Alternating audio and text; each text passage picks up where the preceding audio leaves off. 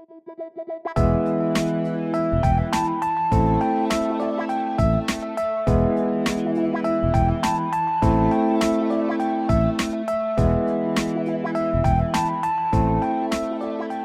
intaglio printing technique was developed in Europe in the late 14th century. In principle, it's the reverse of the relief printing method. The inking and printing process deals with the application of ink onto your printing matrix or plate, wiping the ink from the plate's surface and then transferring the image onto a paper substrate with the use of an etching press. Traditionally, plates are made from copper or zinc, but an intaglio matrix doesn't have to be made from metal. Prints can be taken from hand-constructed cardboard plates called collagraphs, as well as from images scratched or laser cut into sheets of plastic. However, the same general principles of inking and wiping apply to all forms of plate material and construction. The minimum requirement for personal protective equipment, or PPE, for the intaglio studio is enclosed shoes, long pants and shirts that cover the shoulders.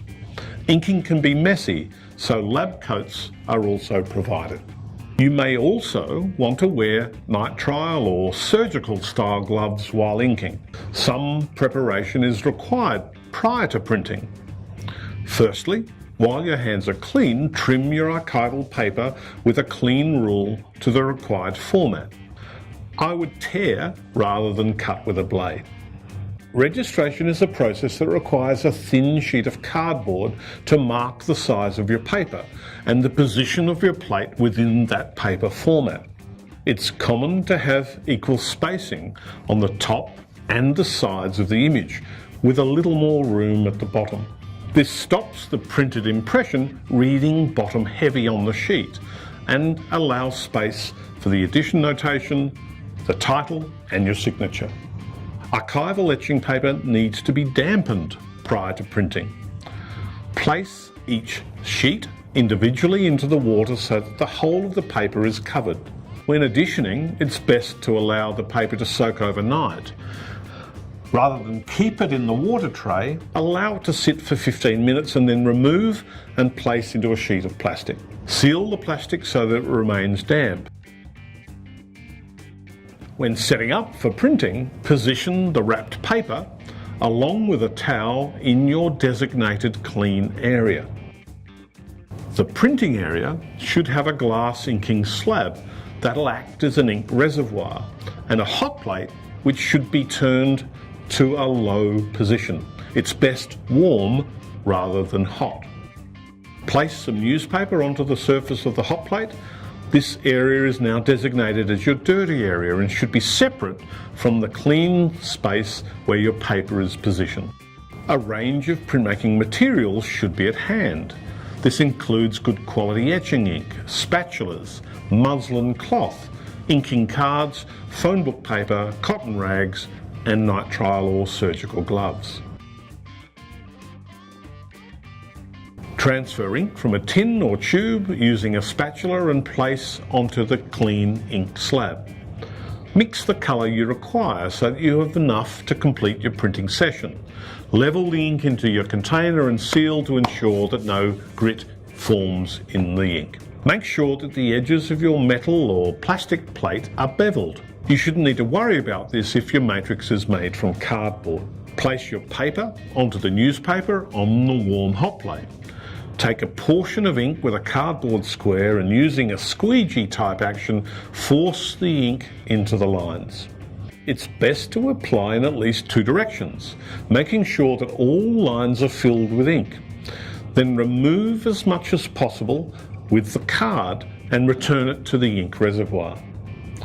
Wipe the plate in a circular motion with muslin formed into a pad until the excess ink has been removed.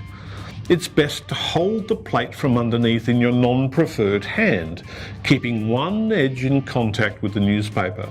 The motion of wiping should transfer the ink onto the newspaper, and it'll take practice to do this well.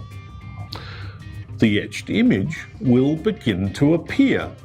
There are several ways to complete your wiping depending upon your desired outcome. You can finish your wipe with muslin only. This will give a slightly softer, less distinct final image. If you want a cleaner image, thin phone book paper can be used to wipe the bloom of ink that remains after the muslin wipe. Using a cotton rag, then wipe the edges of the plate. If these edges have been filed and polished, they should wipe clean. Also think about wiping ink from the underside of the plate so that it doesn't squeeze out during printing and spoil your archival paper. The plate is now ready for printing. There is a crushing or entanglement hazard when working with etching presses, so make sure hands, fingers, clothing and hair are clear of the operation of the press. Locate your pinch points on the press, and these are identified by warning labels. Importantly, the operation of the press is a two-person job. The dirty hands inks and wipes the plate, who then turns the wheel mechanism of the press. The clean hands manages the printing paper and tends to the blankets during the press operating procedure. Ensure the Lexan sheet on the top of the press is clean, and then position the ink plate onto the marked areas of your registration template. The clean hands takes one sheet from the stack of wet paper and places it between clean dry towels. Gently blot to remove excess water, but the paper must still be moist. The paper is then placed over the plate onto the marked position on your rego template. Position the 3 blankets evenly around the top roller of the press. The dirty hands must call out "hands clear" before beginning the operation of the press. This is a warning or indication to all of the people working around the press, other than the clean hands, to stand clear. The dirty hands pulls the wheel of the press, traversing the bed through the pressure rollers. The clean hands keeps the blankets smooth and even during this process to ensure no blanket creases affect your completed print. The dirty hands must observe the clean hands, ensuring that they are clear of any pinch points.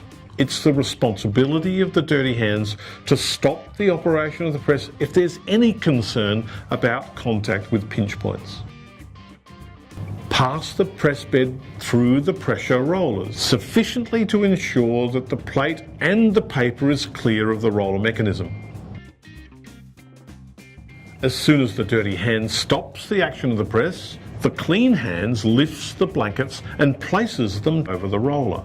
Then the clean hands gently peels the paper from the plate to reveal the image, taking care not to damage the paper or the freshly printed surface. This is then reviewed for print quality and removed for drying. The dirty hands lifts the plate from the press and wipes any residue with a rag. The press is now ready for use. If more than one person is using it, then clean the bed quickly because it's good studio etiquette. The plate can then be re-inked for further printing or cleaned for further plate work. Once you've completed your printing session, clean up your printing area and, if required, release the pressure from the press and then lock it after use.